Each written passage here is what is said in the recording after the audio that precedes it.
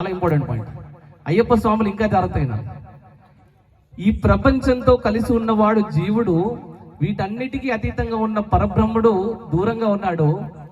ఎప్పుడైతే ఈ జీవుడు ఈ లోకాన్ని కాకుండా పరబ్రహ్మని పట్టుకొని ఉంటాడో అప్పుడు వాడు మోక్షాన్ని పొందుతాడు అని చెప్పి కేవలం చిన్ముద్ర ద్వారా అయ్యప్ప స్వామి మనకి చెప్తున్నాడండి.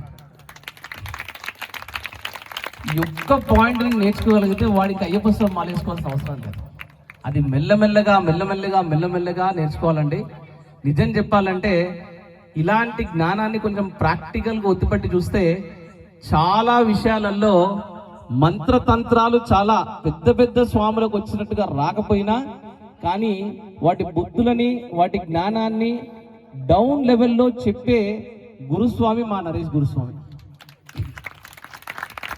చూడ్డానికి చాలా చిన్న వయసు కానీ దాన్ని ఆచరణలో పెట్టి చూపిస్తూ ఉంటాడు అనమాట కొన్నిసార్లు.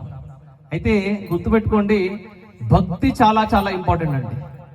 భక్తి లేని భక్తి ఎన్నో అద్భుతమైన విషయాలు ఉండి భక్తి లేదనుకోండి అది పనికిరాదు. కానీ ఏది రాదు, నాకు వేదం తెలియదు, మంత్రం తెలియదు, తంత్రం తెలియదు, ఏం తెలియదు, కానీ భక్తి ఉందంటే కనుక భగవంతుడు పట్టుకుంటాడు.